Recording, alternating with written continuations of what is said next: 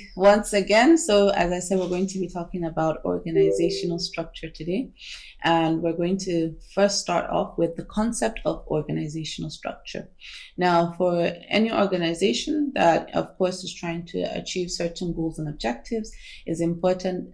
The structure system, should I say, plays a major role in making sure that, those goals and objectives are achieved. So today we're just going to look at the concept. We're going to look at the concept of organizational structure, and we're going to understand how the structure system plays the major role towards achieving these goals and objectives. Now, when we say the organizational structure, we can say that organizational structure helps to outline how activities such as task, allocation, supervision, coordination, which are, of course, directed towards the goals and objective of the organization. Now, when we talk about the task allocation, supervision, and coordination, we understand this is the major elements in terms of structure system. You talk about task allocation, and basically we're referring to what tasks each individual or employees in the organization need to play towards achieving these goals and objectives, and in line with the functionality that exists within that organization. We also talk about supervision. Now, we understand for any organization, as you have employees or individuals that perform a certain task, there needs to be people that are, of course, supervising those activities and making sure things are moving in accordance towards the goals and objectives of that organization. So supervision also plays a major role when it comes to the structure system of any organization. Then, of course, we have coordination. And when we talk about coordination, we're talking about trying to harmonize the different activities within or tasks within that organization towards achieving that common goal that you have. As we know, for any organization, you have different functionalities, you have different departmentalizations within, in line with those that constitutes those functionalities. So, for example, you'd have the marketing department, you would have the finance department, you would have the administrative department, and each department plays a major function towards achieving those goals and objectives. But how are you able to coordinate or harmonize these activities or these functions towards achieving those common goals and objectives? And that is what a structure system tries to achieve. So we can also say that when we talk about organizational structure, is a viewing glass or a perspective through which employees may see their organization and its environment, but then also how those from outside, that's the customers and other stakeholders, see or view the organization. So typically, I'm sure you've had this this situation whereby typically you'd pass an organogram of an organization, or you'd see an organogram of an organization with a structure system whereby you have the CEO, you have the MD or manager, then you would have the other managers follow suit. And then, of course, it trickles down to the employees. Now, in seeing that structure system, it gives you an idea or perspective of how the organization functions, the line of authority that exists within that organization in terms of how decisions are taken from bottom to up, or how they come from up to the bottom of the structure system. And it also gives you a perspective of what the organization finds as essential or important towards achieving the goals and objectives of the organization. Because when you talk about a structure system, they differ in terms of what the functionality, but then also what the main objective of that organization is, which we'll be looking at more of as we go into the session. So for everybody, when you typically see a structure system, it's a viewing glass. It helps to give you that perspective of how you perceive the organization as a whole. And that's why organizations, understanding this, they understand the importance of providing a structure system that showcases not only their goals and objectives or what they want to achieve, but then also their ethics in terms of what they perceive as important to them. So let me just give you a good example. Some organizations, understanding that in terms of community development and social responsibility, you'd see a structure system that incorporates a department or a unit that is towards corporate social responsibility.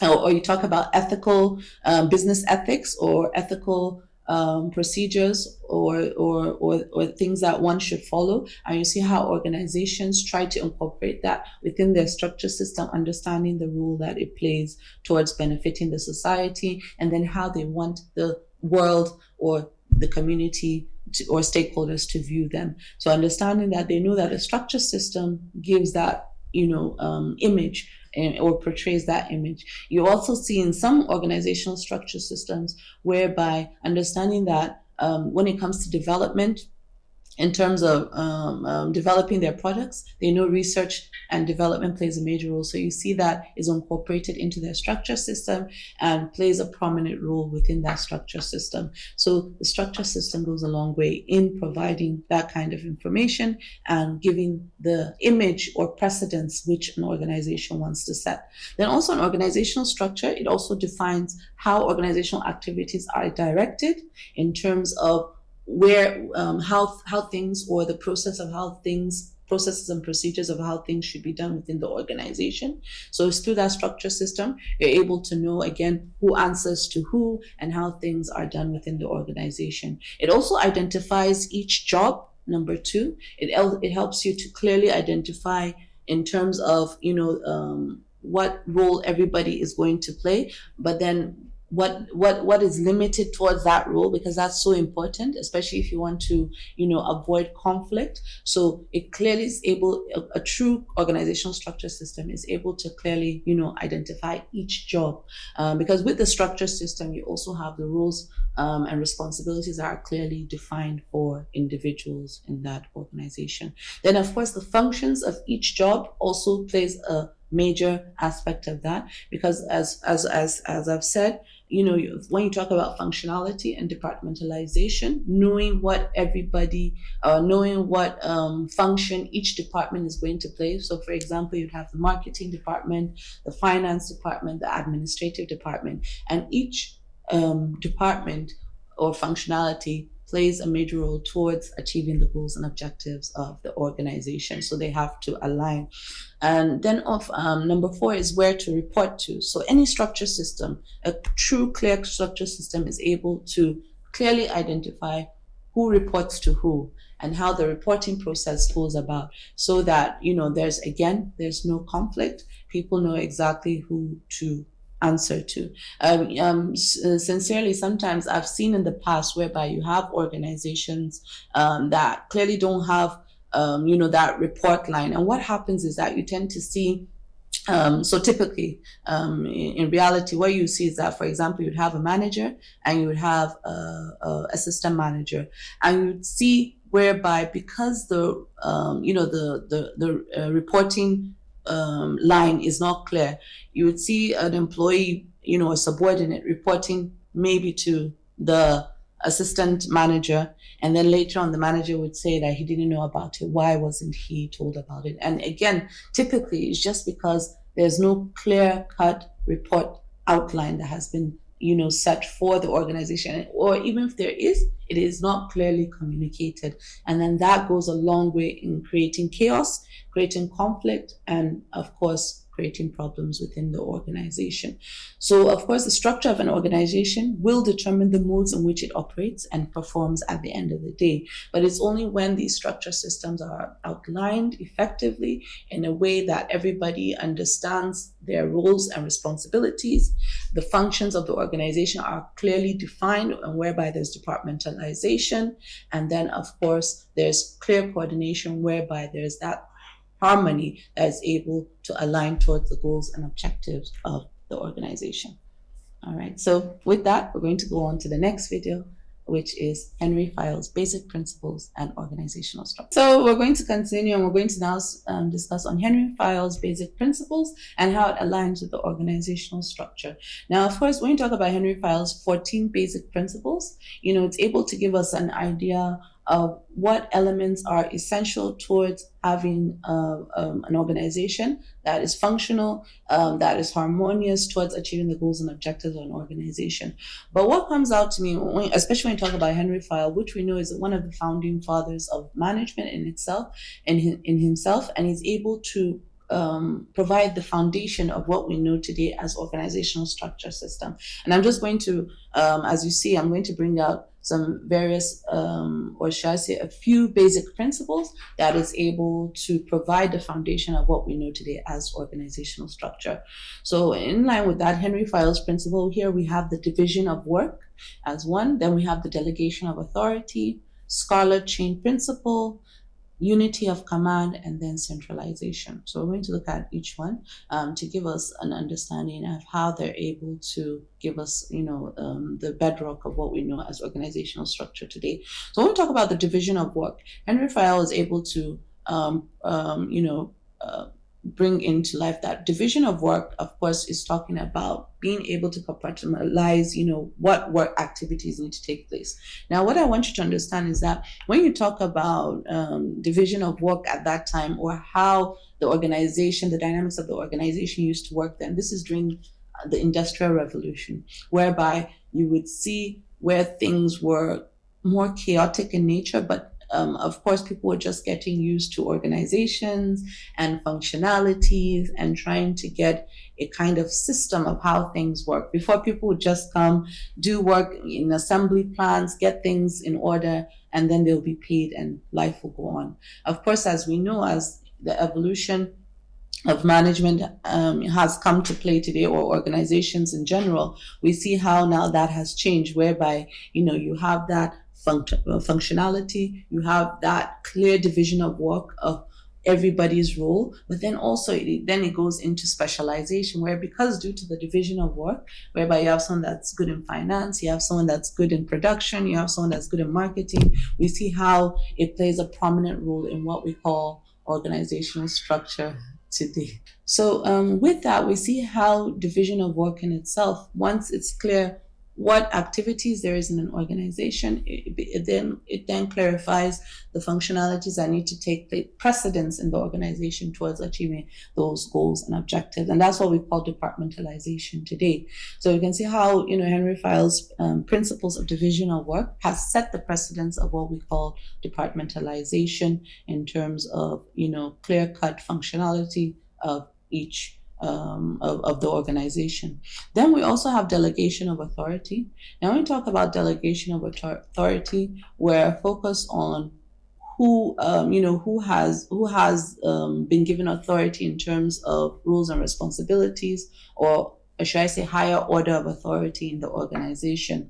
And again, when you're talking about delegation of authority, you're focused on who one is supposed to answer to within the organization. And once you're able to know who you answer to, it gives you a clear, it avoids conflict, or mitigates conflict, so that at the end of the day, you're able to know exactly who to answer to.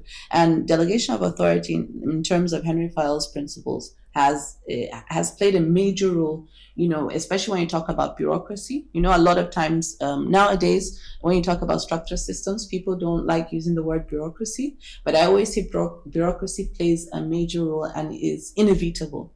Because when you talk about bureaucracy, you're just talking about more of that line of authority. You're talking about those that have the power of decision making, and saying that because of decentralization, you're going to cut that off is impossible.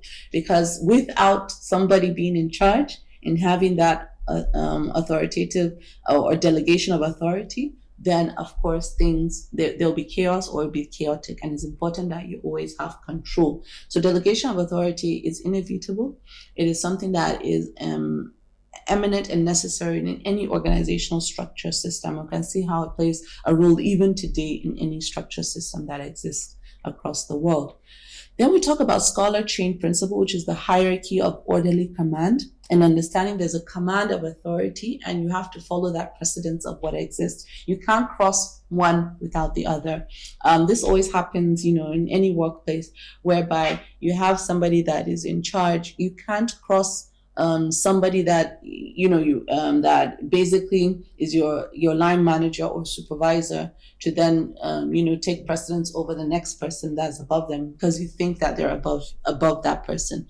You have to follow the necessary chain of command that exists, or should I say orderly command that exists, to make sure that at the end of the day precedents are followed in terms of the scholar chain principle. So again, as I said, the scholar chain principle just emphasizes that the flow of authority needs to be followed step by step, and it can't be crossed over to another person. And once you're able to know that, then and for that to be clear, that's why the structure system or the organizational structure system has to be clearly spelt out and communicated to individuals, because I've seen a lot of times in reality where this is usually an issue, is a problem, whereby individuals, it becomes difficult for individuals to answer to somebody. It could even be a personal issue, and then they feel that they can then cut maybe their line manager or immediate supervisor off,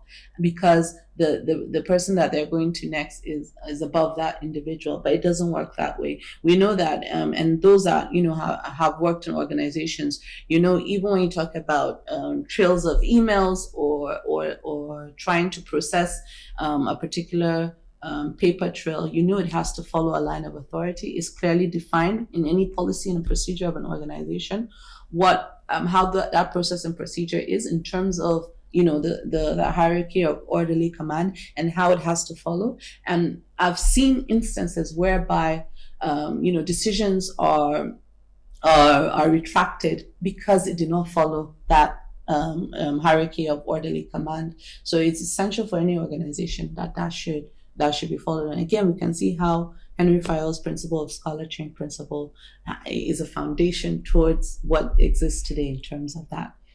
Then you talk about the unity of command. That's all employees have a designated supervisor in terms of that, but also focusing on the fact that, because I then also associate this with teamwork and a harmonization of what goes on in the organization. But again, it's the supervisor in terms of the coordination of how the supervisor coordinates and brings everybody together, that they're able to then bring about that unity of command of people moving together towards achieving the common goals and objectives of the organization.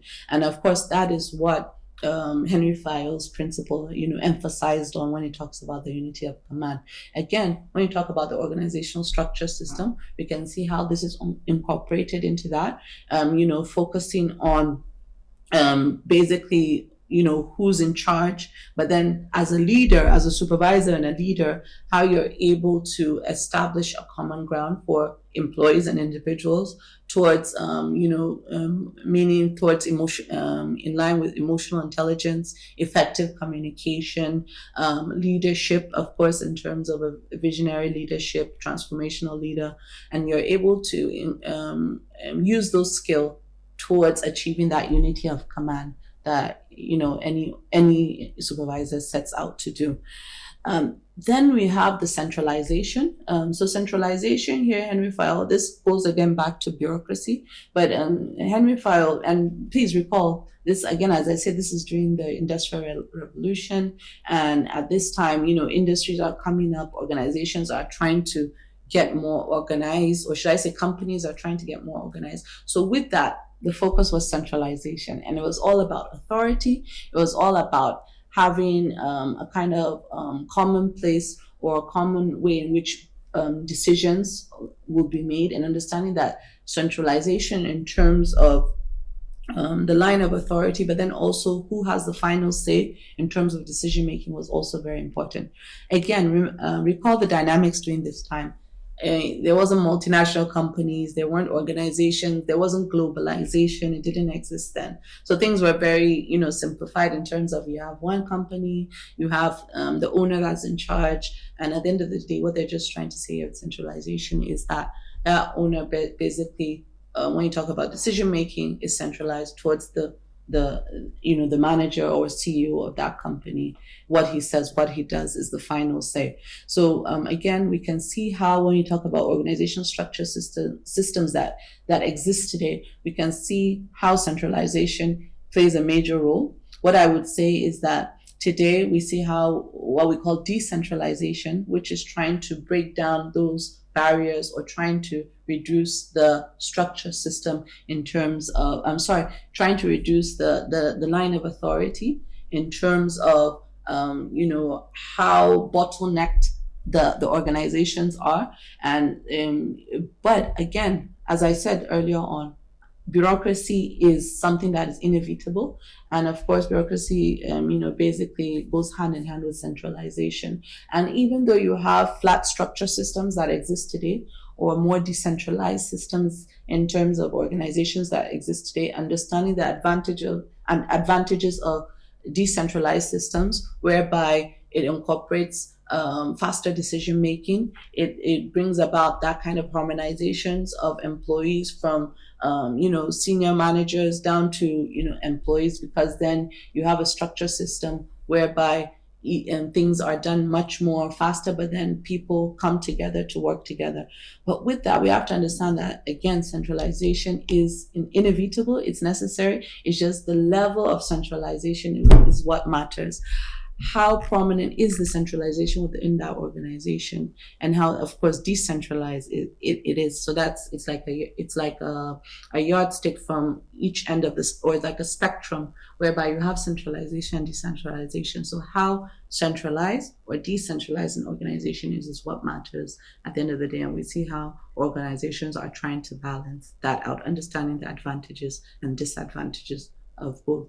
So with that, we can see how Henry Fayol's basic principles, is able to, or should I say, how organizational structure systems as we know today is able to incorporate or use the foundation of Henry Fayol's principles of division of work, of delegation of authority, scholar chain principle, unity of command, and centralization towards what defines true organizational structure systems across the world. All right, so with that, we're going to go into the next topic, which is going to be the functional structure. So we're going to look at the different structure systems, and we're going to start with functional structure. All right.